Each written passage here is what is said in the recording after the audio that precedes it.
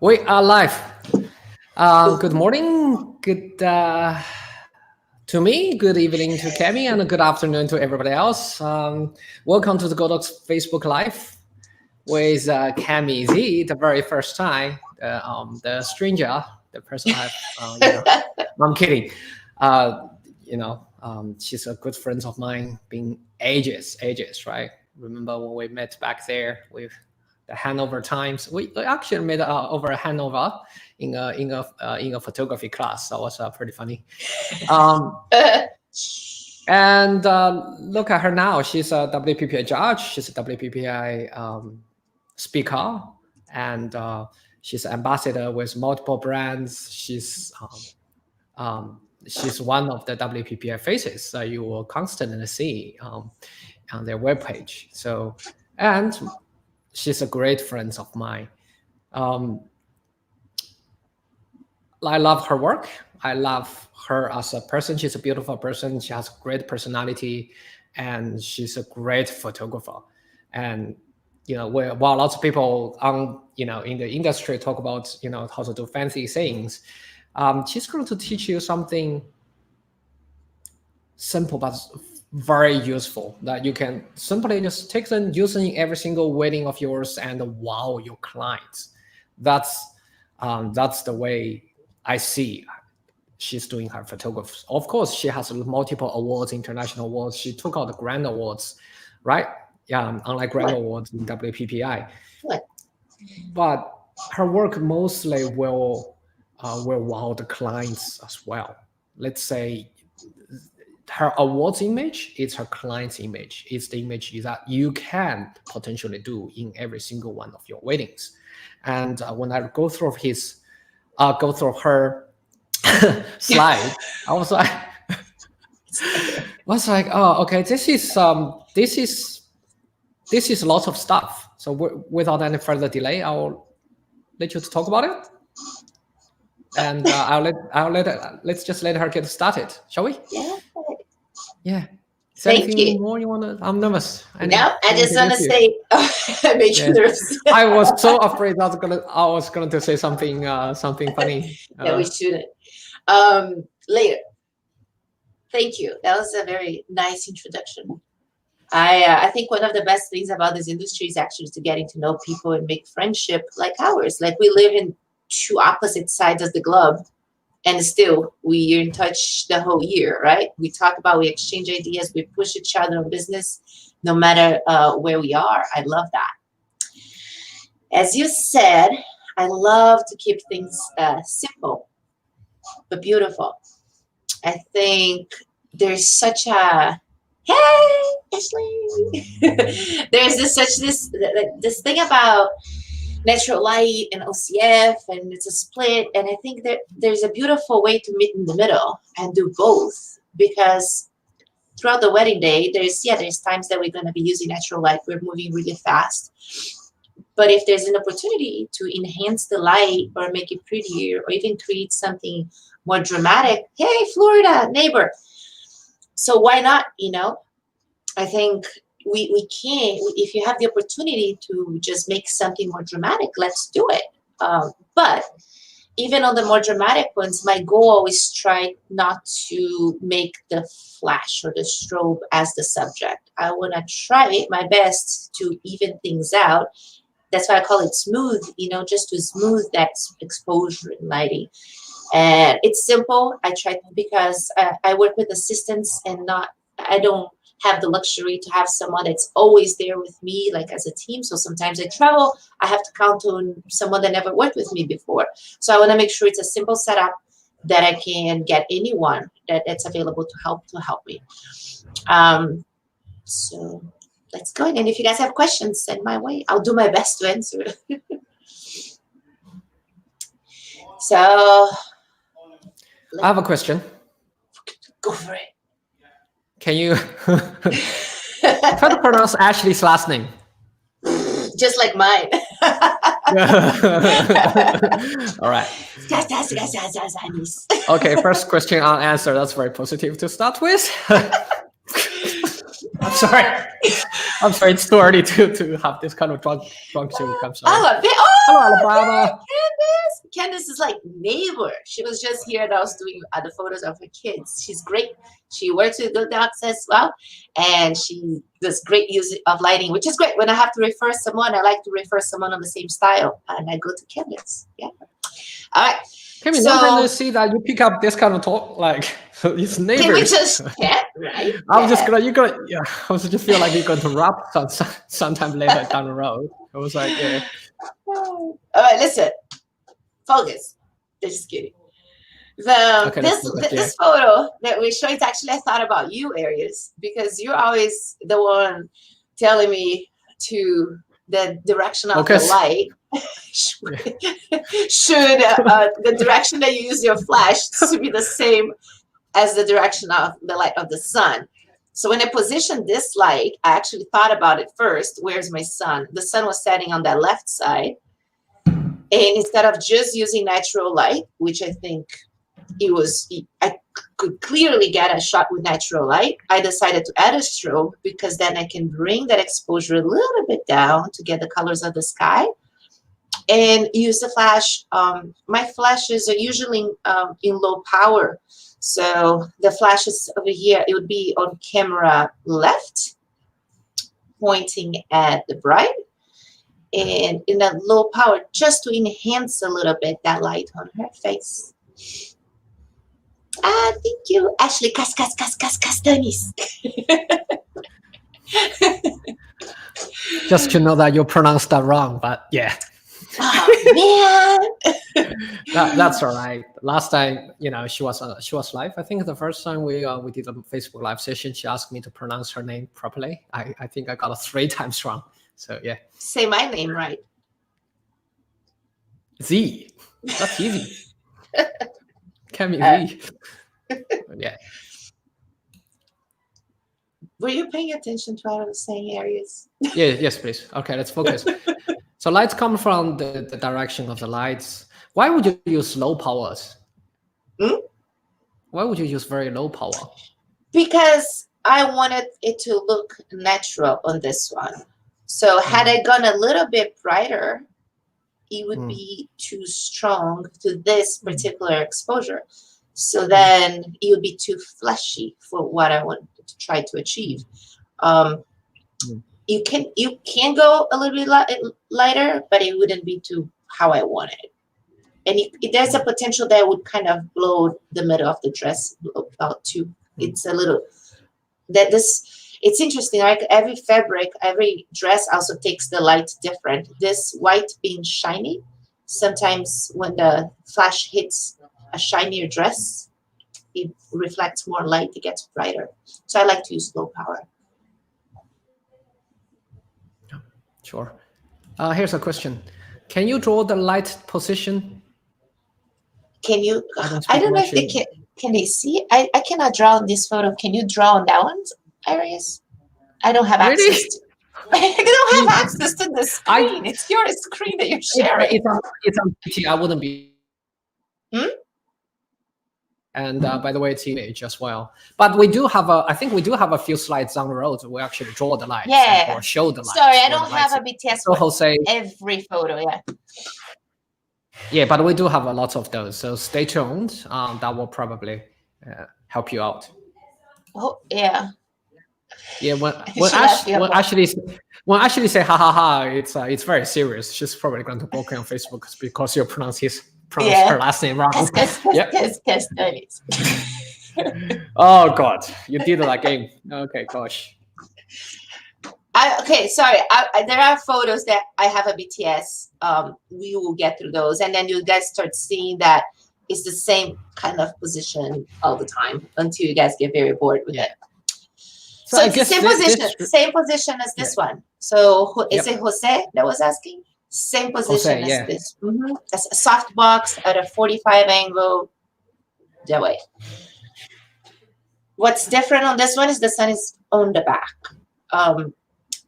So this is the situation where sometimes when we're trying to shoot something scenic, then instead of making something that'll be technically correct, which is getting the same direction of the sun and everything, I am choosing to have the sun, on the image, and then just lighting them from the left. But you can see that the light is, again, it's very low, that once you eliminate the assistant, which is on the next slide, you can see the photo without the assistant and without the distractions on the back.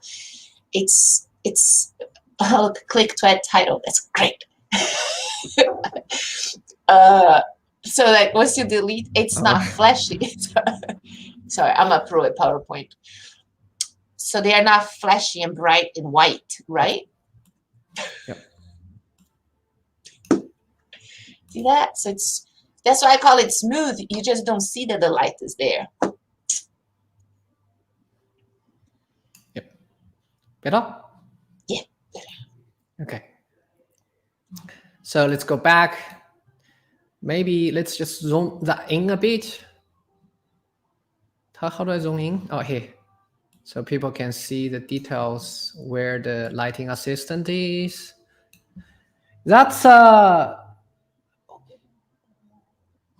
Is that Eddie? Oh, that's Anna. Oh, okay. Anna. That's where Addie works. She still works there. But that's where Addie works. Yeah. Is it hard to retouch all the person who's in the photo? No. It's actually what I use a lot is I select them. I don't know the name, but it's I use content aware fill, right? You select, circle context around it, content aware fill, and then just go with the brush, and I zoom in all the way, and then just retouch a little bit. In certain situations, not usually on sunset. On sunset, I move really fast because sunset light changes super fast. But if I'm shooting on indoor or something that has more architecture, I try to remember to take a blank slate if I need to composite later, which I'll show. There is one of the images that has that. But on these ones, I just do a content-aware fill. So yeah, which way would you prefer? Every situation is different. I will show you what I don't prefer. There's a couple slides that will show you what not to do. Why I'm worried about it. Sometimes I get home and I'm like, why did I tell the assistant to be there? It's easier to put the assistant in easy places to remove. Like even on this photo, I should have put the assistant back a little bit more. So the Spanish moss was not there. Just using the sky would be easier to do a content aware fill than behind the Spanish moss. But again, you're moving fast, That works like a charm. You see, flawless. Perfect. Yeah, and I deleted also. You can see that I removed all of the little tiny distractions from the back, like the little houses, the light poles, and all that. Yeah, that looks good. Here's a question for you. From Huan. Oh man, what did I use on this one? I don't remember. I was still shooting with Nikon, so it was either a D850 or a D810. My two to-go lenses for weddings are the 24-70 2.8 and a 70 to 200 2.8. On this one, it was probably a 24-70 and zoom into 70.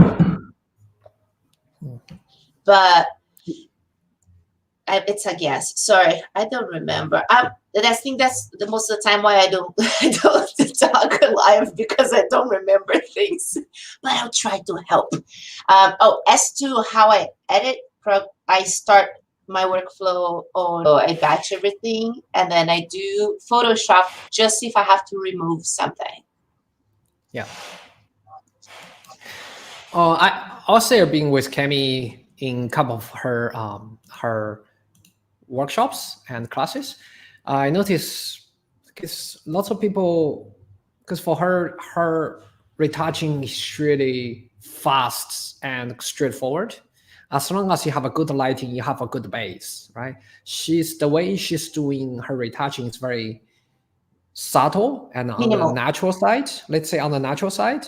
So there wouldn't be much retouching going on there, but it does require a good lighting because you just make sure the face are properly lit, properly the face in lots of scenario will be the brightest spots of the image. And in the retouching, it's just all boost the contrast a bit and change hue size, hue saturation, and you'll be good to go. Most of So these images that are yeah, here, I just selected out of the proofing galleries. I didn't go to the retouching because I think it's a lot easier for everybody to see the unretouched work. yeah, The retouching that yeah. you guys see, it's pretty much to remove the assistant and the light.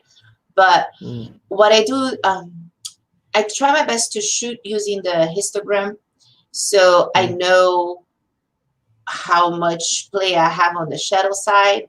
mm. And then part of my Lightroom workflow is to open the shadows a little bit. I don't want to open the shadows too much because it adds noise to the photo. So I try to shoot where I'm not making my images too dark, solid dark. So keep an eye on your histogram. And then I just open the shadows a little bit. But most of these images are pretty much, that's how they got out of camera, with the exception of removing the assistant and the Yeah, lighting. Like these yeah, two right now, and I'm gonna be mixing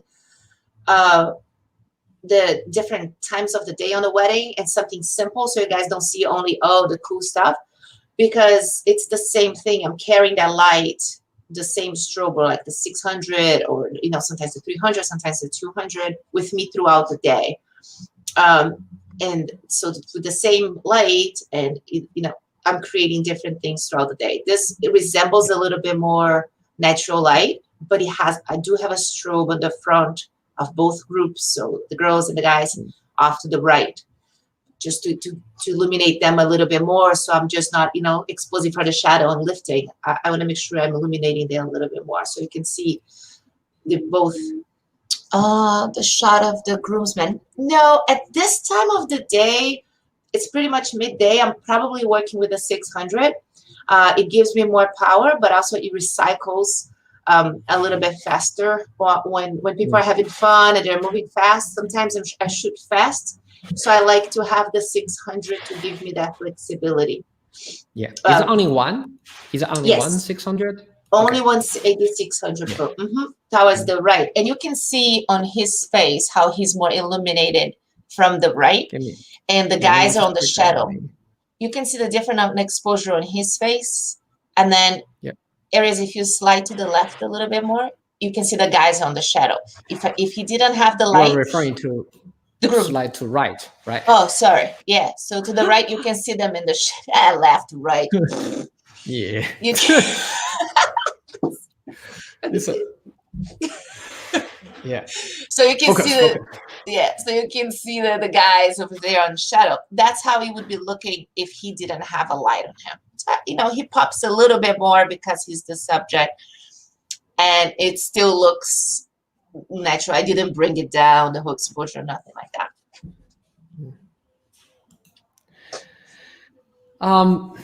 I guess to continue the topic about the Lightroom and Photoshop, I guess in a sense, we have to realize in wedding industry, we have to we are going to shoot at least thousands of images per wedding as a average wedding photographer, and then you at least need to deliver hundreds of photos to your clients, right? Yeah.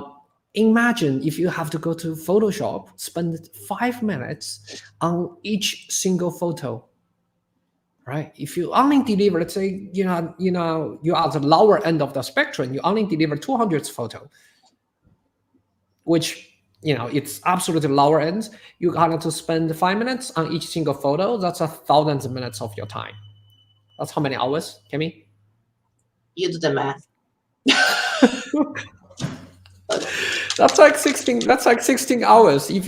That's pretty much means you have to at least retouching them 2 days on every single wedding, without talking about the cutting through the image, color correcting those images. So you spend 4 days to, realistically for each single wedding. You just couldn't even do a back-to-back wedding because it's just a lot going to easier take too much of your time. Yeah. To shoot better in camera. Even people that carry a lot of equipment, and just for a pop of light, but that little pop of light, even if I'm using a low power, it's saving me time on post-production later. So yes, I'd rather have someone help me and we carry the light and we fix it on camera. Yeah. So basically using a light assistant in some way is saving your life, saving your own time to spend with your family. In your case, your son. In my case, spend with my kids. It's fun. it's fun to have someone, it is great to be able to talk to someone, to chat, or, like bounce back and forth. I don't know. I like to have people with me. Yeah. Let's move down to next slides. But before you talk, let's talk about next slides. Can you answer those questions? Do you use the wedding party shot? The 600? Do you use on that 600 shot? It was probably on the wedding party shot. It was probably the 600. Yes, because it was in the middle of the day. When I'm working the middle of the day outside with the group, I'm probably carrying a 600 if it's sunny. Yes, I think the way I approach light and the equipment that I have is in my car or in the gear on a wedding day. I will have everything. I'll have a 600. I'll have a 300. I'll have a 200. I'll have like small strobes all packed up with me. I'm ready for whatever situation. So when I'm indoors, I'm using probably smaller strobes. When I'm outdoors and it's sunny and I'm shooting groups and things are fast paced and I need more recycling power and more power in case I'm trying to with the sun, so that I'm using the higher end strobe, so 600. As if I'm shooting a sunset session or I'm transitioning from sunset to reception outdoors, I know that I'm going to lose light very quickly and I'm not going to need that much power. So I'm using a 200, which has great power, and I can lower all the way to 128. But then I also have a small strobe, like the Godox speedlight, because at one point, if the 128 power of the 200 becomes too much, I can just use the small strobe just for a little bit of light. So I like to have that flexibility, but it's a matter of always just thinking, how long am I working here? What's the space that I'm going to work and how much light do I need? So there's not a set rule. I can get to a wedding. It can be cloudy and it can be just, like that muggy weather that's kind of gloomy. I can probably work with the 200 all day. So it's trying to think how much light do you need for that environment, and you'll be able to make a decision what strobe you want. Is that right, Arius? Makes sense? Yes. So the question was, there's another question says, do you 600 BM or 600 Pro? I guess you have both. Is it? What? I remember. What's the BM? Is it the first one? BM was the manual. Yeah. Hey, Sarah. The BM was the manual one, the older version. The 8600 Pro is the new one, I think, which is the one you got with TTL functionalities. So I use my lights at manual at all times. I believe the group shot, it was before the Pro was out. So it was probably the older one, but I always shoot in manual. Okay. I want to have control. Yeah. Yeah. So I'll answer this question, Michael. Thank you. This particular one was done by BM, but the later photo done by Cami is using 8600 Pro, which is the later model. And another question is, do you use high speed, or I guess, generally on your images? For example, let's just go this one. Did you use high speed sync? Probably or not. like what Clement asked, do you use ND filter? I don't use ND filter. I don't own an ND filter. I actually so ND filter is off the table. Yeah. Yeah. High speed sync on this one, no. I tend to stay away from high speed sync in darker backgrounds like this because I wanna the ambient light in. And also around them, the shadows on the background and everything. I will use high-speed sync sometimes when it's brighter outside and I want that bluer sky on the beach and things like that. But it's not a rule of when, like if I'm using high-speed sync. I usually don't. It's only if I'm afraid that's gonna, if the flash power is too low, like I was saying, sometimes I use low power, then I'm afraid it's gonna blur. So then I bring it up. Yeah. So with the dancing image, is a high speed sync or not? How about this one? Uh, no, because I wanted to bring in that sky. So that this it's Okay. already getting very dark. I'm Yeah. probably at 1/60th or 100 on the first one, and then on Yeah. the darker one, because they're not even dancing, it's peaches. I think it's even slower. But now I have two lights. Those lights are kind of freezing them a little bit more. Okay. Yeah.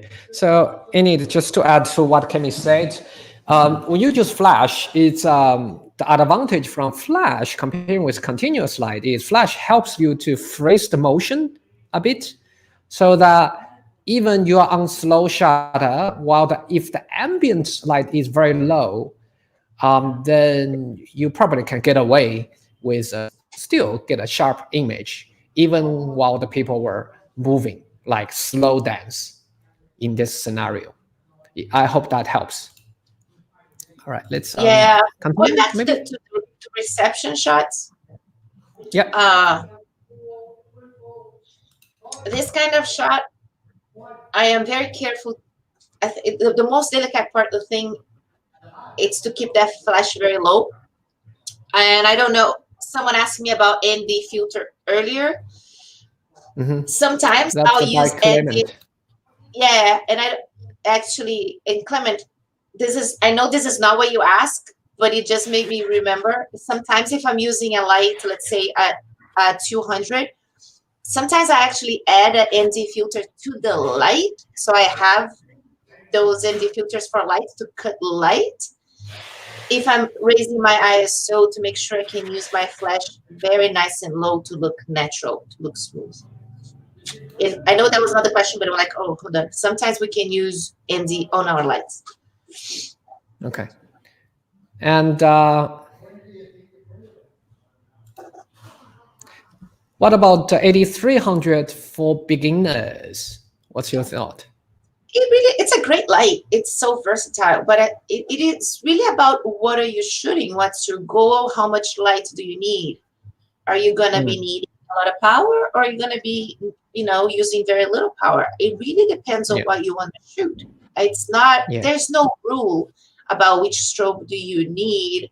It's more about your goal, how much power you need, where are you going to be using Okay. that, and then you'll be able to make a good decision. Yeah. So Shark, it really depends on your the kind of style you want to shoot. Are you overpowering the sound? Are you shooting or you are balancing the sound? Do you live in a city which is a bit cloudy like London, or you're living in Florida, under Florida sun as Cami, right? For Cami scenario, if it's noonday, she absolutely wants her 8600 to take out, right? And I believe if she has a 801200, she will use it as much power as possible. You can see she's using the lights for huge group shots in this case in the midday or afternoon. But for your scenario, we don't know if you just shoot a single portrait in the noontime and you're balancing the sound, you can get away with it. If you want to use 8300 with modifier for the sunset shot, you can get away with it. It really depends on how much power or what sort of the style you are going towards with. I think a good Yeah, way. but to be honest, I do think personally, I think 8300 is a great light for beginners. Number one, it's very light to carry around. Number two, it's Godox mount. The modifier is pretty small, and you can use zero to no assistant for that light. If it's light by itself, it's very, very small. It's almost similar size with my iPhone 12 Max Pro. Or 24 to 70 lens. If you are using a modifier, the modifier is going to be small too. So as a beginner, I do think it's a great light to start with because you can shoot bare bulb as well as modifiers. Later on down the road, when you find out you need a bit more power or you need a bit more versatility, then you can go for other lights. You can go for other lights. The 300 nowadays is one of my favorites for sure. Yeah. Here's our good friend Kojima. Oh man, we miss you. I know, it's a reunion. Yeah. I was hoping to visit Japan again. during the end of the year and see the red leaves. But I guess maybe next year. Maybe next year. That's such a dapper photo in his profile. Yeah, it's really cool. And that's our answer, which is good. Okay. Oh, you're welcome. Yes, I'm glad we. You want to talk about this image? And guys, just keep on dropping your comments below. We will answer them after this slide. All right. So this, it's not that common to happen weddings that I need to do such a large group outside. But through communication, and asking the right questions before the wedding, the bride did communicate that she wanted that large group shot. So I packed a larger modifier, and I made sure the bigger light was with me, the AD600. So my large modifier was definitely to spread it out and soften, even though I'm outside. And you can see I pretty much, I think I was at full power over here. And because it was kind of cloudish, it was okay to have just one. And it literally at full power 600, it was just for a feel. You can tell that you don't really see anyone super bright and flashy. It was just for a tiny little touch of light. But again, just like we were talking about retouching, it was easier to use that light and an umbrella and just have everybody nice, even lit, than have to retouch and bring them and make them look flat in post-production later. Hello, Henry. Just Henry Jones saying hi. Hi. And what size modifier? It's I guess it's 165 umbrella, something, or 180 umbrella. It's not the largest, yeah. I'm sorry, I'm struggling to convert that to inches. If you guys are from the United States, I think it's like, I don't know. I think it's like 52. Yeah. But hold on, is it? You keep changing the questions. Sorry. No, it's just keep on popping through. I don't have too many questions. And the question was, what type of camera are you using? That was still when I was shooting Nikon, and how about it now? Was either now I shoot Sony. Like, how about the story? Like what I told you? That's yeah. Anyways, so it is. I was said this is going to backfire on me, I but don't know. Yeah, I got lost.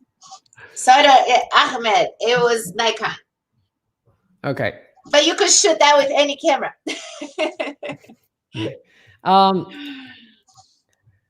So Sana is using 200, 8600. Oh yeah. He's asking about how about V1? So again, on the beginning I was saying I like to carry all lights with me. I love my toys. I keep the V1, so I keep 200, I keep 300, 600, all ready to go. And then if I need one light setup, two light setup, three light, whatever power, I have it. So yes, the V1 is great. I guess V1 will be to me. Yeah, I like V1. Yeah, I like V1 because V1 can. Yeah, I use it quite extensively because number one, it's the on-camera flash. When you get it ready in a dark room, you just bounce off the ceiling. Does it make sense? It's probably the simplest kind of lights you can get. And number two, because you can use them as on-camera flash as well as a trigger to trigger all your AD200 and AD600 in your case. So I think it will be great trigger. You have one less trigger to carry around. Actually, as you can see, even on that photo, I have a flash on camera. It's because sometimes you're moving indoor, outdoor, indoor, outdoor. So I like to keep a flash on camera just because then if I go indoor, I can bounce it. So I like. Some people say, "Oh, but what are you bouncing?" Because no, I'm not using it on that photo. But 5 minutes before, I was indoors taking a family, photo, and I just bounced on the wall. So it's good to have one of those on camera. Exactly. But bouncing. Ooh, all right. Ooh, nice.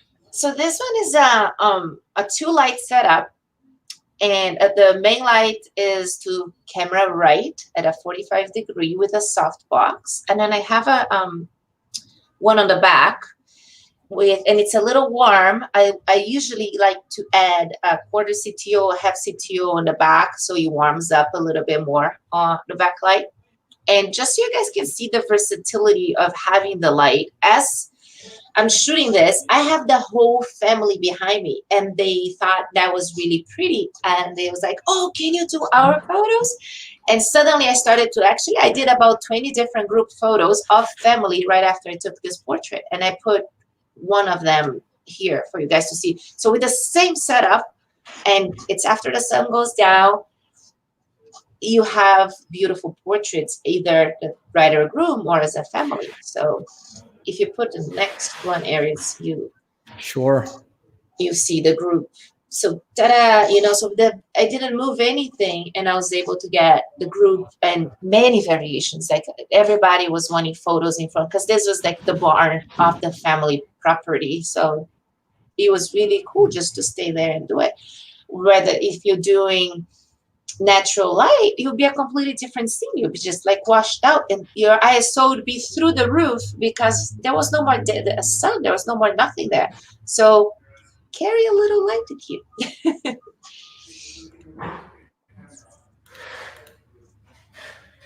All right. Can we jump to Simich? Can we answer a few questions here? Yeah. The question from Ritesh, I think it's asking which one's better, 8600 or 8400? So I think the best way to ask these questions, guys, if you want to ask about light, give us a scenario. So tell us what you want to shoot, how you want to shoot, if you want a moody image or bright image, and if you're shooting on a bright sun or at night, and we'll be able to kind of give you maybe a little more guidance on what strobe you need. The 600 has a little bit more power than the 400. So if you need to be in the middle of the day in the sun, I would go with the 600, but the 400 is a pretty good light too, right, Aries? What do you say? Yeah. I think they're all very good. It just depends on the scenario. And give us a scenario, and then we'll help you equip you. Yeah. So another besides the power, the difference will be, do you use power mounts? Do you have lots of power mounts modifiers, or do you have lots of Godox mount modifiers? You can combine your 8400 with your 8300 because they are both Godox mounts, so their modifiers are interchangeable. But if you have lots of existing, I guess, power mount modifiers, then just go for 8600 because 8600 is power mount. That's another way I would see it. Yep.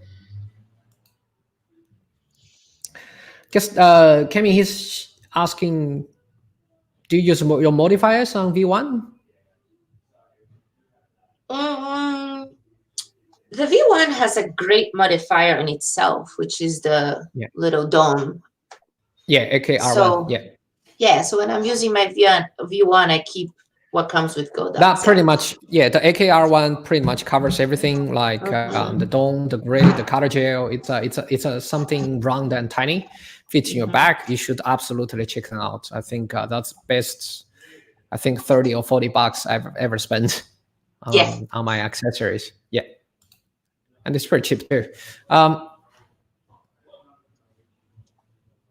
Talk to me. Okay, which one do you use more in V? Still, which one do you use more in V1? I guess the most frequent one will be the grid and the dome. Grid and the dome. They're both part of the AKR1 kit. Yeah. Grid they're both AKR1 kit. Tool. If you want to learn to control light, playing with a grid is the best because it really narrows down and reduces spill, which is going to save you a lot of time in Photoshop. So, you don't have to be cleaning up the mess after. I think this is compromise, like how beautiful the Nikon colors are. Well, right now it's a Sony photo. Like you don't know. That's the thing. I cannot tell. Yeah. I think you can use. It really depends. Whenever you're using light, colors change. That's the thing. I think it's more about the skill with light than it is the different equipment you're using. Yeah, it's more about your skills, the way you light your subject, rather than the piece of standard industry CMOS or CCD. In this case, Because there's weddings um, that as I was transitioning, I was shooting with both Nikon and Sony at the same time. And yeah. I think Sana is asking if you have a choice, would you go for 860 or V1? 860 is a square traditional ultra flash. V1 is the round head for ultra flash. If it's me, I'll just go for V1 I simply was gonna because say it's that. easier. Yeah. Yeah, simply it's because it's easier to put the AKR1 grade and domes on. It's just so easy. It's not about the power. It's just much easier to put accessories. And as wedding photographers, we just don't have time to, to use. It's just so much easier with AKR1. That's all. Yeah. All right, do you want to talk about this slides? And after Yeah. that, we'll keep on answering questions. Guys, just make sure you drop your comments below, and we'll answer the questions after this and the following slides. So this is something, of course, I don't usually do. Like to add lights to a ceremony, I don't usually do that because I want to, keep it clean for them, not have light stands there. However, this is one of COVID weddings where they got pushed the date because they couldn't have their normal date, and the only date that they had available was after sunset.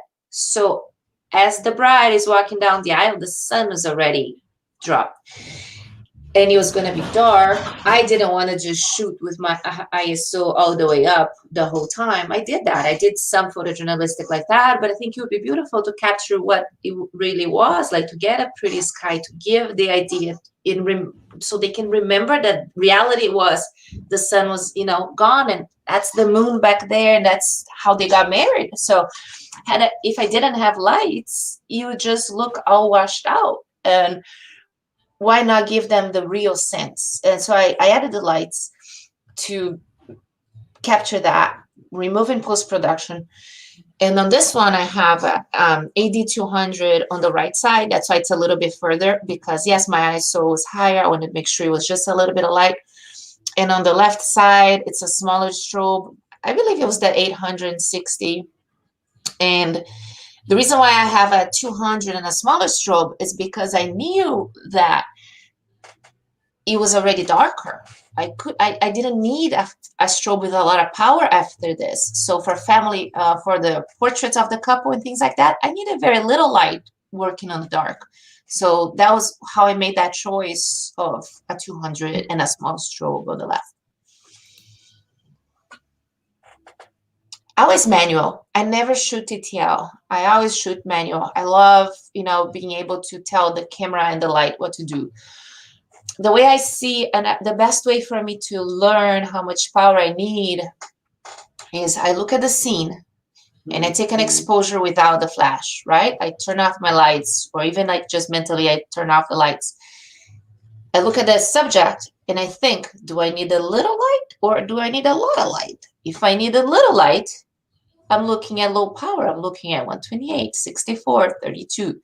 Now, if I think, I need a lot of light, so let's say if it's middle of the day that the subject is in harsh shadow, it's a deep, dark shadow. So then you need more light. So I think on my brain, that's how I learned to do it. That's, do I need a lot of light or a little light? So you make like those decisions and you start either from a low point or from a high point. Does that make sense, Arias? It's easy to understand. Yep, absolutely. Absolutely. All right. Next page. Same couple. So we transitioned from the ceremony, and I asked them during the planning, I was like, okay, as your ceremony is going to be dark, let's do your family photos during the reception, but let's move to do really quickly so we still have some sky, because beach and pitch black, there's really, you have to wait for the Milky Way. That will be the next thing, right? So I told them, let's move really fast to do your portraits. And I used that very same light setup, a 200 and a small strobe, very similar exposure, to do some portraits and then move really quick to the reception while we have some, like tail end of the light, of the daylight to get their first dance. But that's So that's how the thought about what gear I'm bringing, what lights were good for this situation. It was just on my head. Like, what do I need? Do I need a lot of light or a little bit of light? Just one question: how do you get dressed to fly so nicely? Do you ask them to throw the dress or? I have see like she's holding, and I always tell them to do half circles and really play with the train. So they are playing with it. You can tell that she's doing the movement. I'm not looking for perfection on her arms or posing or anything. So I do this movement a couple times until we get it. And I dance and I show my arms. Oh, David, hi. Oh, miss you, David. Right. Dawn is gonna cue me that I put that photo. Dawn is the one that's helping me there. She's helping show them how to pose. But same thing, you see, same kind of lighting. One with softbox on the right and then a backlight. Well, this one has a little bit more CTO because to mimic those lanterns over there. I know, right? Isn't that great? Yeah, that's a great pose. I'm just saying. That's good times. It's good times. All right. Yep. This is interesting. When I first went with her over there, there was a harsh light coming from the window, right? So the light that's actually hitting the pews is harsh light. So I was able to add a little bit stronger power instead of just using what I like, the soft and low. I did put a little bit more flash on her because that's what that scene was giving me. So it keeps like on your brain kind of, is it flash? Is it the window? You know, so my clients will know. Now, if you move to the next one, when I went back with the couple, it was already a little bit darker and gloomier. The chandeliers were up. And that's Sarah over there. Sarah! So Sarah was holding the light on the left side. And you can tell I don't have that harsh light coming from the window anymore. And I actually use that soft box, which is usually my main light, I'm using as a fill. And that's the thing. It's not because you have the bigger light that you have to be using that as a main. Very often I use my soft box as a fill because it's a lot softer, or as a backlight. I love using a soft box as a backlight because it's such a smooth, beautiful, soft light on the back. Yeah. And here's a couple questions. Clement's asking, do you use Expo Disc? I'm not too sure what he said, but I guess it's great cards for the white balance. Sarah actually uses that. I never use it. She showed me for the first time the piece of equipment. It's something that you put on your lens and then you spin and it gives you color temperature. No, I don't. Yeah. I don't use it.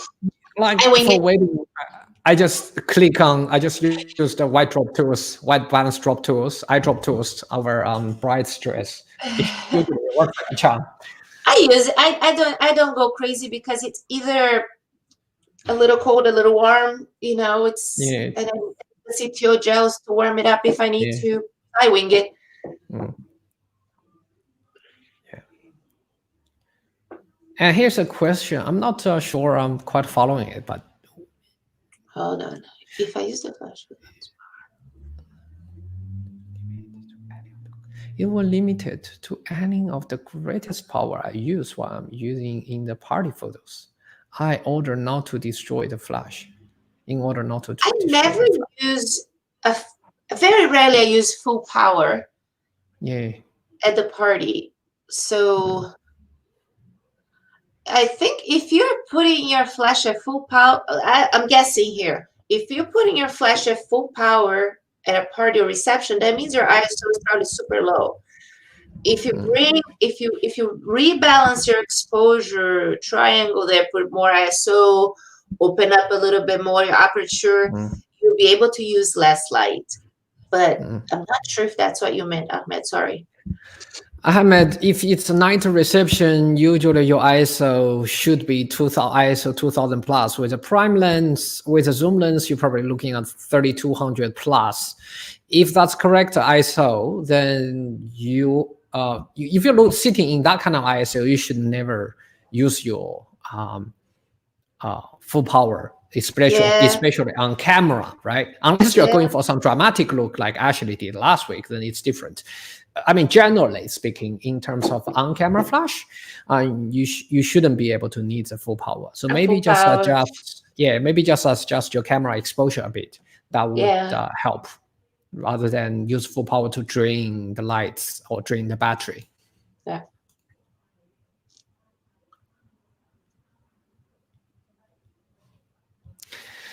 Jeffrey, stay tuned. I don't know.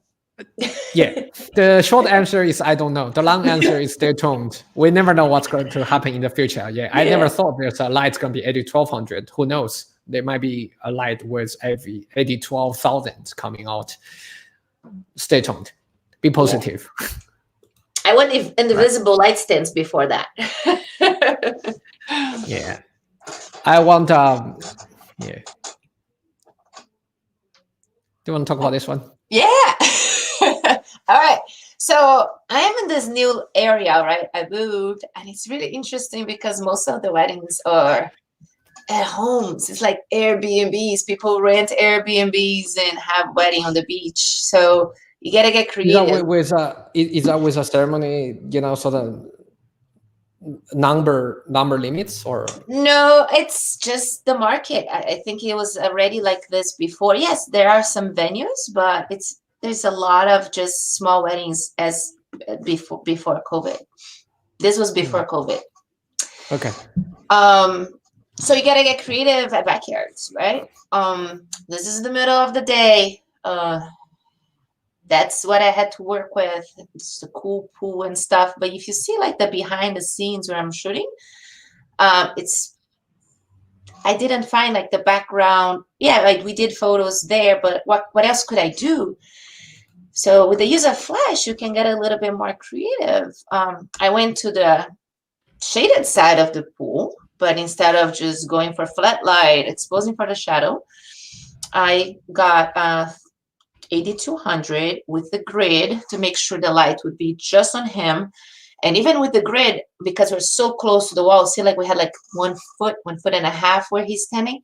I had whoever was holding the light to keep the hands protecting to, from the light from spilling on the wall. And I could get the light just on his face, and then did another creative cropping using the reflection. And we got a cool portrait of the groom.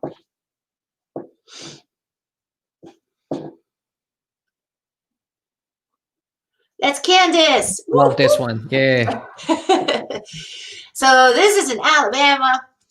It's we were walking around Fairhope, and I saw a brick wall, right? Always great to find a brick wall. We can come up with stuff. But when I saw the lamp up there, I figured we can come up with something with flash. And even though we're in the middle of the day, why not? Yeah, we're in the shaded area. Again, why just go for the flat? So I decided to pretend that light is on. Ask Candace to put the flash. Yay, Candace! Thank you for your help. To hold the flash from under that lamp. The credits go to Candace, who Yes, lit the absolutely. subjects, puts the light in the correct position. Cami just clicked the shutter. Oh, I always say for people to understand what I'm saying, understand what's in my mind is like mission impossible. I don't even know how they do that. I don't even understand myself. So there's a grid over there, and it's just mimicking like there's a spotlight. And again, how could you ever do that without a light? And yet it's so simple, right? There's no it is just thinking a little bit outside the box. Got rid of that window to make it a little bit, a stronger composition, and then boom. But again, it was Candace. It was all Candace. Ooh, That's Anna. Anna, right? Yeah. That's Anna. Yeah. and I got married. Oh man, I miss our time together. I miss Oh all the fun we yeah, had. yeah, I know, me too. Unbelievable. It's I been know. locked down. Yeah. Anyways, All right. so on this sequence, I think I just wanna go again, same thing, right? Two lights, one at 45, one on the back, but instead of directly from the back, it's a little bit from the angle, kind of to highlight the back and the booty, like it gives a little bit more shape. But you get the pretty sunset, and then if you just change your light, so keep the couple on the same place because the sky is so pretty, you don't want to move too much. I was actually really far. I was shooting with the long lens to bring, to make that sky a little bit like nicer. If you go to the next one, it's instead of just doing a pure silhouette, I put the light on the back and created something a little bit darker for them. If you go forward, Ariel. Yep. Next one. So yeah, another pose, remove the lights, but that, just turn off the main light, move the assistant to the back, and that's probably like a quarter CTO to give a little orangey. It could be even more, I think, like looking at right now, I would put like a half or even, to get orangier and a little lower. It's very hard to remember those. Yeah. It's hard, right? It's just go with your flow, really. Yeah. The trick is pack all the color gels in your bag. Yeah. But created something different. And again, had we not have that light to kind of separate them from the back, it would be just a muddy. There was no silhouette like that. Yeah.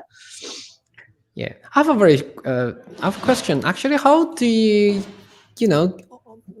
I just love the dramatic pose of the couple. How did you communicate? Is that your did you teach them Brazilian sort of dance? Yeah, I make a fool of myself because I do open and extend and talk funny. I don't hold back when I'm shooting. Like I am very expressive. As you see, like I'm talking to my hands the whole time over here. Yeah. Same thing when I'm shooting. I wear a holster so I can keep the cameras on my waist when I'm talking to people. And then I just open my wings, spread my arms and talk to them. But Anna was amazing to photograph because she has worked over 100 weddings, 200 weddings with me. So she experienced so much of us trying so hard, to get people to have fun and do it, that she just got in front of the camera and she was happy. That's cool. Yeah.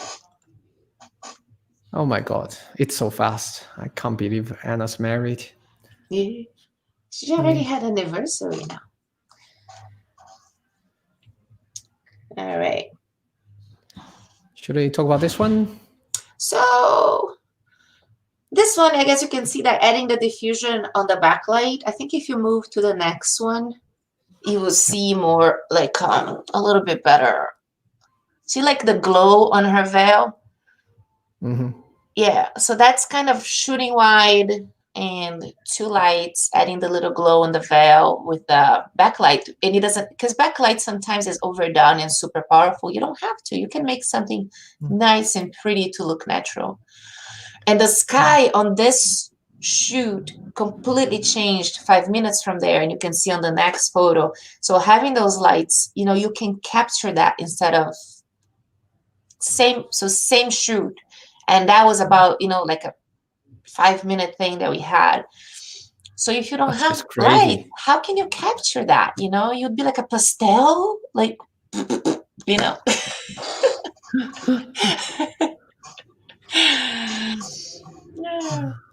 Do you have questions for us, Aries? If not, no.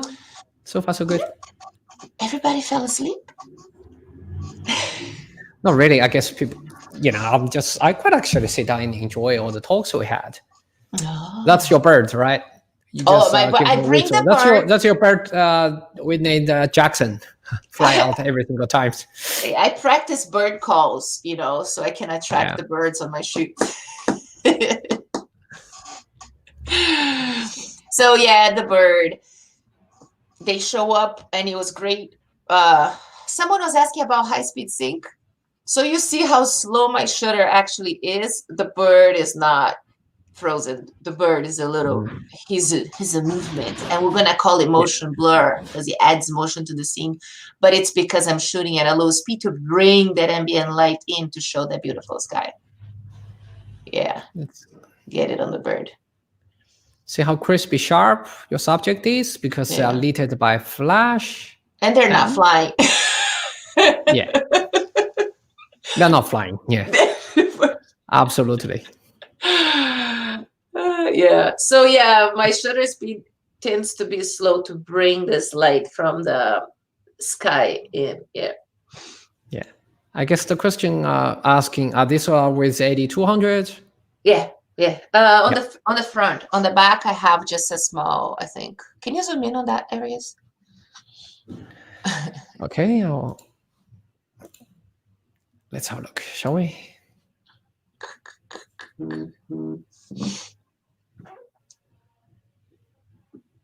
Yeah, see, that's just a 860 on the back. 860 or something like that. Yeah, I like to have the option of I have a strobe with very little power when it gets dark, so I don't have to be cutting power. So it's a 8200 in the front and a little strobe on the back. Cool. That's Anna on the bushes, on the backlight. Same thing. I did 200 and then a small strobe on the back because it's getting dark. This one is also very slow give a bit separation. Yes, because I want to make sure, and I'm shooting with my eye on the histogram because you see, like when you have trees on sunset, they get very dark and muddy super fast. Like if you want to get a sky and the trees in shadow, I always pay attention to the trees. So you're not losing the detail on those trees. So keep an eye on a histogram so you can bring that shadow back and have detail on those trees. Cool.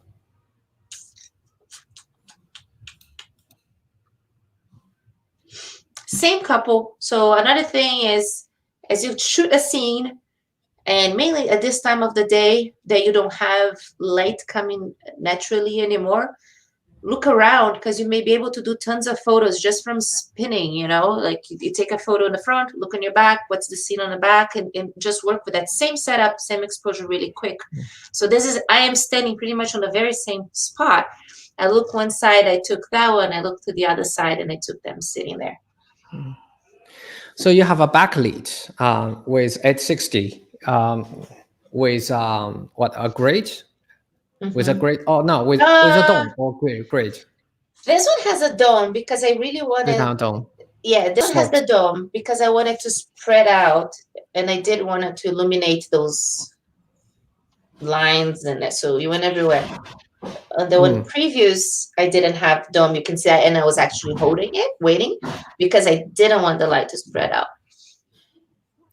Makes sense. And with a front light, it's a 8200 with a softbox, right? Same setup. Cool.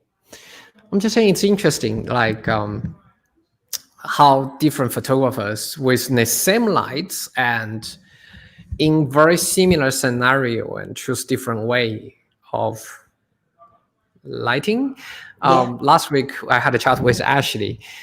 Her way is, because she doesn't have an assistant, that's the way she likes to work. She's having the 8200 on a light stand, placing right behind the subject. Usually with this kind of scenario, she usually just gives full power. And the light will bounce around, sort of give them a tiny field lights, and that's pretty much it. And one light, that's all she is, because she doesn't have assistant. It's amazing that you almost with the same lights, but you use them in different ways, right? Because you use 8200 as a key light rather than a backlight, right? To give them a face properly illuminated with a softbox. And yet you add another light with very subtle backlight as a 860 in the background. I'm just saying it's amazing I think Each one of us are unique creative photographers, right? Or unique artists, and each one of us have all our own way of seeing this world and capturing the beauty of it.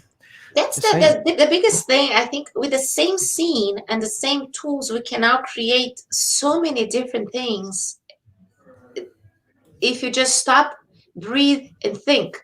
Because even if I decided to change the lights and not move them, you can create things, and that's the power of using lights. You have more flexibility. Of it's almost like you have a canvas, and now you using those lights as your tool. Think out of the box. This one, actually, I brought more backlight areas because there's a chandelier there, right? Yeah. So it's not so interesting. If I didn't have the chandelier on my head, I wouldn't even put that much light because I want to make sure it makes sense. I tend not to go with light when it doesn't connect. When there's a connect for the light, that's when I'm like, okay, it justifies being there. So the backlight is almost mimicking the chandelier that actually In a weird leads up way, right? Because it's the going. ceiling, the wood structure, as well as the couple, right? Yeah. But you can tell. Here a nice rim light. Yeah, you can tell the flowers are brighter and everything, but they're still not overpowering that chandelier. So it's. I like to think a little bit about how can I connect those dots. Yeah. Yeah. Can we just address a few questions here? What is your main lens? For weddings, João Carlos, are you Brazilian, João Carlos? My main lens for wedding, 7200 2.8 and a 2470 2.8. I think those are my two go on a wedding day. I have different ones. If I have the opportunity, I love to use a very wide lens, 12 to 24. Which I got the GM and it's sweet. It's so good. Oh, you have 22, 24, 12 to 24 GM. Oh my gosh. Oh, it's sharp all the way around. It's beautiful. Yeah. I do have a macro lens. Nowadays I have the 90, but the on the go to keep like the thick of the wedding is the 2470 and 72 to 100. All right. Okay, cool. Questions or this one? And have you used the 8300? Yes, we actually have some family shots. I think they're coming soon that were done with the 300. I love the 300. It's my favorite light nowadays. Yeah. All right. This one. So this one, I had a camera. We were talking earlier, right, about having a flash on camera for whatever reason, and I bounced. See, like I'm using the flash on camera, bouncing to illuminate this room, so the cup was illuminated, and also got the back, and there's a light on the back, which again, right now looking at it, I could have warmed it up a little bit, but I probably didn't have the CTO in my hand on this one. And I slow down the shutter so I can bring up those shadows from the trees and also the sky being very pretty. So yeah, up, like my exposure is up, my shutter, my ISO is up, my shutter is low, and I have those two lights coming. So basically, use the camera exposure. It's set up to the to expose for the highlights in the background as well as the shadows for the trees to make a balance. Pretty much for the outdoor lights, and indoor is pretty much lit by your on-camera flash. Yeah. Right. Yep. And it was there because we were just coming from speeches and things like that. So we just step out to do that. So it's good to have on wedding day. I like to have a flash on camera to use it if I need it really quick. Yeah, I think that's a great idea. I actually just carry V1 on my camera all the time. It's very simple. And lots of time, all you have to do is just bounce somewhere. Yeah. All right. This is it's a big, for me, it's a big no. Like I get home and I'm like, oh, what did I do? See, like when the assistant is holding the light and if there's Yep. reflection and she's pointing towards the lens, it's usually a no. Like, but again, I was deep down, like I had water up to my chest on this one to be able to be there. So I couldn't talk and shoot and protect the camera. Like, sometimes you just have to get the shot and go. I figured I'll fix it later, but try not to do that. And when I talk about finessing light, Aries, if you move it, like zoom in on the BTS one. Okay. Give me 1 sec. On the couple. On the couple. Mm-hmm. Okay, so you see how this is the Raphael, right? You see how the light it's super harsh, shiny, right? Highlight on his forehead. It's raw file. Oh, it looks really good straight out of the camera.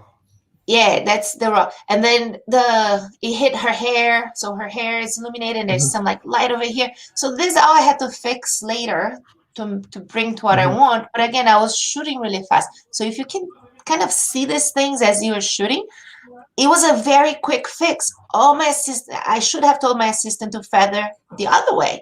So I had her aim the flash past them towards the back. So spin behind them.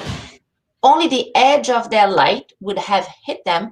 And it should be also higher in height, right? Because then it'd be just a soft part hitting them because she's just with the backlight. It shouldn't be aiming at them so this, instead of me wasting so much time in Photoshop later fixing, it would have been so much easier to say, hey, put the light like 2 feet up and aim past them towards the back, and you would have fixed. So that's why like finessing the light as you're shooting, it's so important and efficient. But yes, I make mistakes. I go fast, and I don't want to miss the shot. I have a question. You usually have 2 lights set up, right? Like in this case, you have 2 lights, and you only have 1 assistant, if I'm correct. How you see what happens? You see what happens later. Which light would you set up first, and which how would you set up your lighting sequence? Like, do you build 1 light and the second light, and there's no do you ask your assistant to do?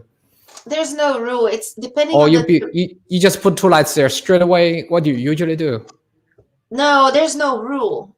You can't go with a preset mentality because then you don't get creative, right? So you get there first, because look, I'm shooting. I'm underwater, so I have to put the light stand and see, is it firm? Is it solid? Is it gonna stay here? The light stand that's not safe, that's the one she's gonna hold. She may be holding the backlight. She may be holding the main light. I may be turning off once sometimes because I'm so far and now she's stuck and the couple is moving on the water. I can't fix it. I have to move forward. So I don't go for perfection in moments like this. I want to make sure my equipment is safe. And you see, I make mistakes. It gets better.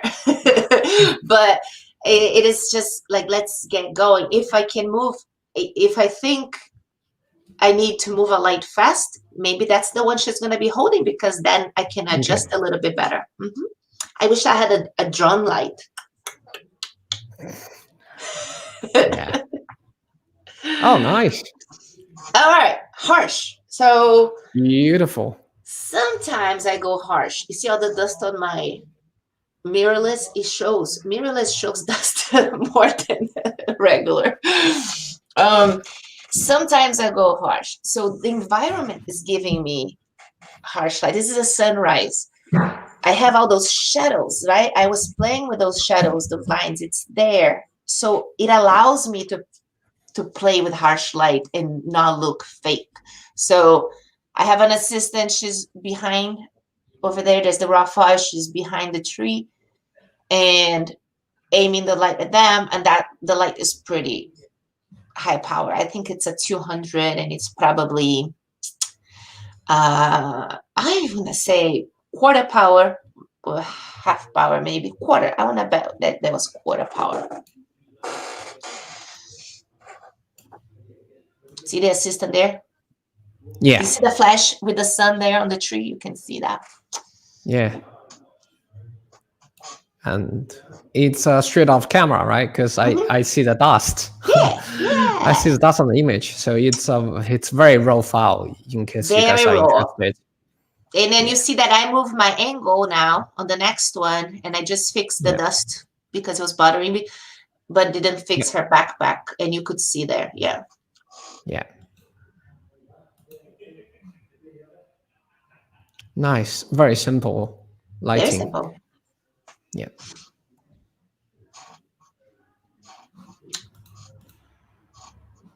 Oh, thank you, David.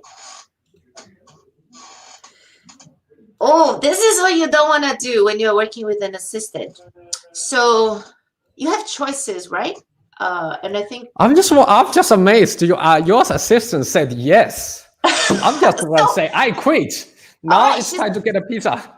she's not even. So this is a destination shoot. I had shot Andy's that's pregnant right now. I had shot their wedding, and because I was in town, she wanted maternity, but I didn't have an assistant. That's her friend. That's her boss. So I had never worked with her before, and she was totally fine. She loves photography. She likes to take photos. She's like, I'll help.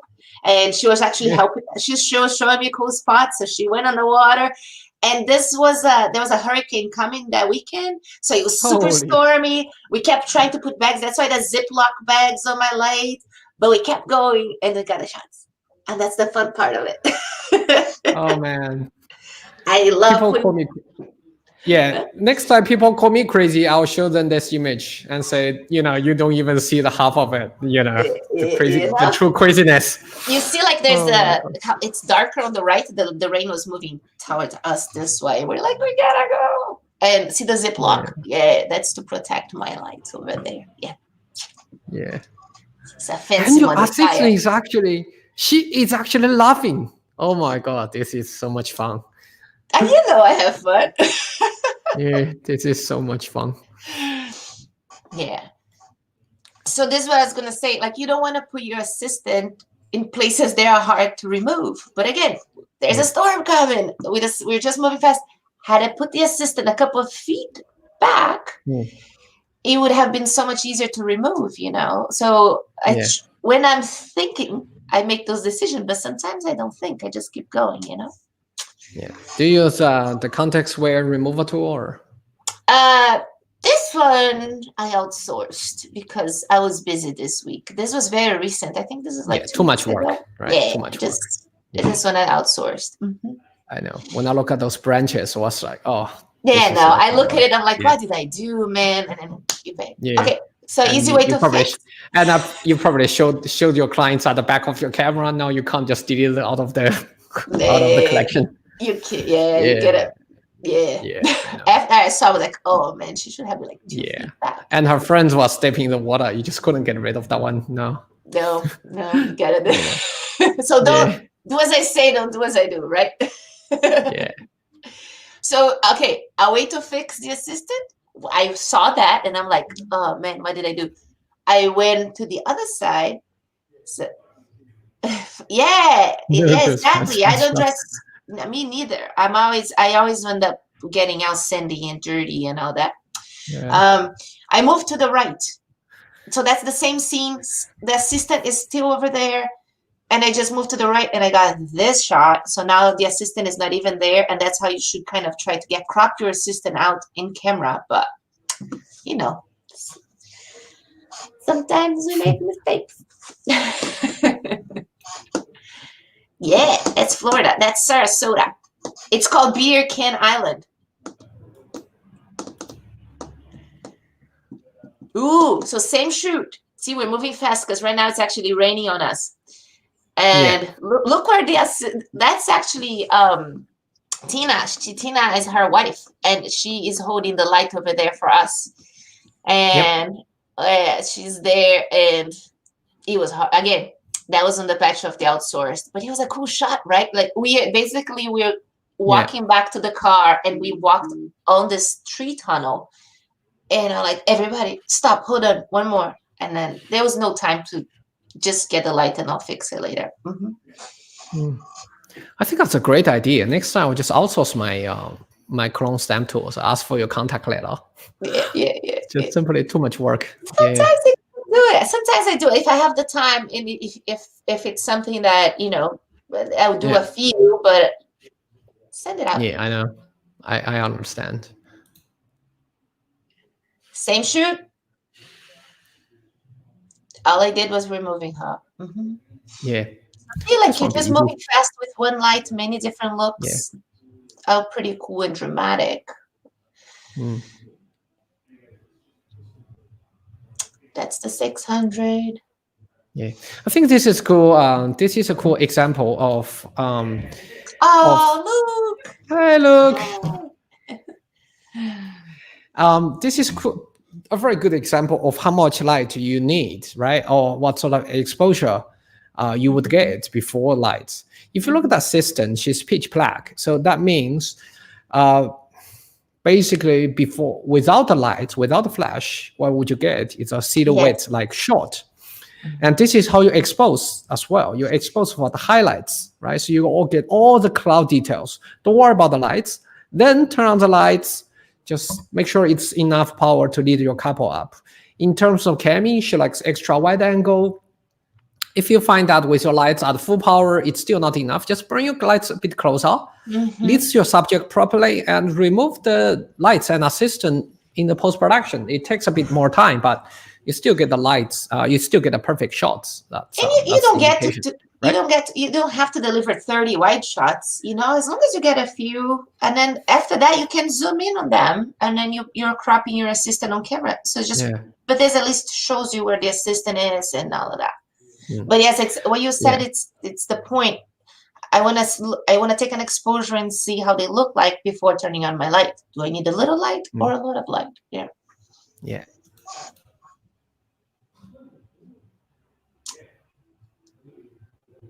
Beautiful place. I like the purple flower in the foreground. Just get a touch of the complementary color palette. And where did you hide the lights? So one was on the right side and the other one on the back side. I believe the back one is hiding under trees, and the one on the right I removed. I always find, again, like we were talking about greenery and sunsets, right? Very often we lose all the detail on the greens when we're doing something like this. So I love that image because it's just an example of, if you keep that shutter slow and paying attention to that exposure, you will be able to have detail on everything on a moodier shot, which I love. Cool. Just one question out of curiosity. On wedding day like this, how long does it take for you to set up the shots?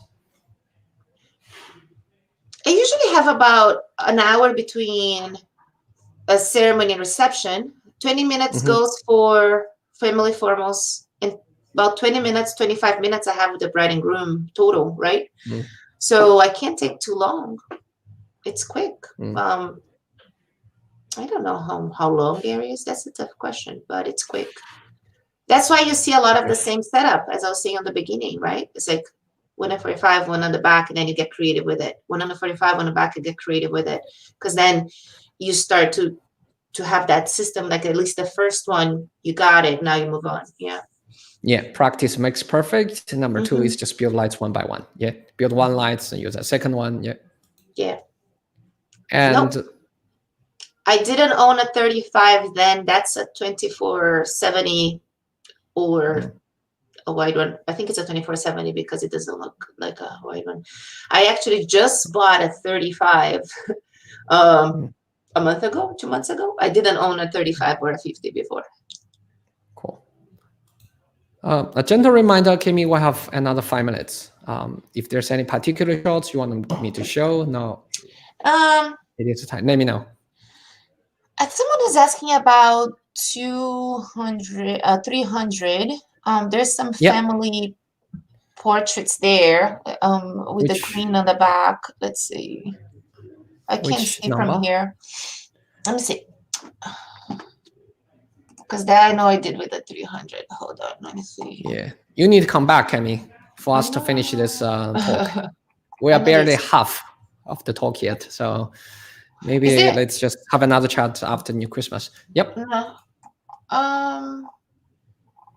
No, I think we passed that one already then. Mm. Oh, I want to show you. Go to 45. Okay. Let's see. Yes, boss. Yeah. Sorry. Can you please go to 35? 45? Yeah, that's nice, huh? Yeah. No, that's not it.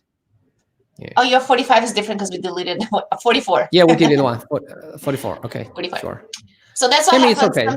You know, without a nice talk, you sound like Felicia, so you're fine. She's not watching the Facebook Live. That's fine. Yeah. Send her my love. This is what happens sometimes to my light stands on my adventures. So don't do that. Sorry. But I got the shot.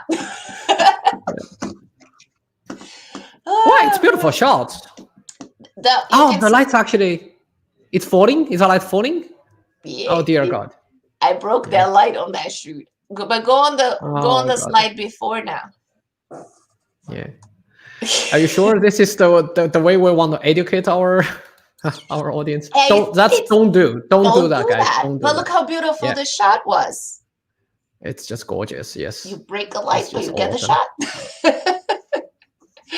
Right? 2 lights. Well, yeah. Talk to me. What? Yeah, it's beautiful shots. I just love the cloud almost form a heart shape. Did you guys see it? It's almost like a heart around the couple. It's absolutely so beautiful. I didn't see that. Yeah. I would break light for this image. Seriously. Yeah. But if the light I can break, it's yours, then that's even better. The best thing you can do. My own light. Yeah. I would love to have 2 assistants at all time, but can't afford that right now. Yeah. It's just simply, on the wedding day, it's simply hard to have 2 assistants. Yeah. That's the thing. Yeah. You'll be lucky to get 1 assistant. Yep. All right. Let's please go to 48, sir. Because it's an indoor shot. We haven't done indoor yet. 47, sorry. I'm confused on our numbers here. Yeah. Oh, so nice. That's a small light. Yep. It's a small light. But I put the assistant on a very difficult place to remove. So guess what I did? I stepped back. So now if you go forward. Yep. Ta-da! That's a great idea. So then you hide your assistant, and she went to the other side. I thought you were going to say you outsourced the retouching again. No. So then 49, so you go 1 forward. Yeah. Or if I wanted to go inside the room, you just crop different. One forward, please, sir. 1 forward. Yeah. Yeah. Ta-da! That's beautiful, sir. So you don't have to outsource. But retouchers need work too, You know how to quickly get rid of your assistant without outsourcing and without moving. I have another trick. Talk to me. Message Roger 10.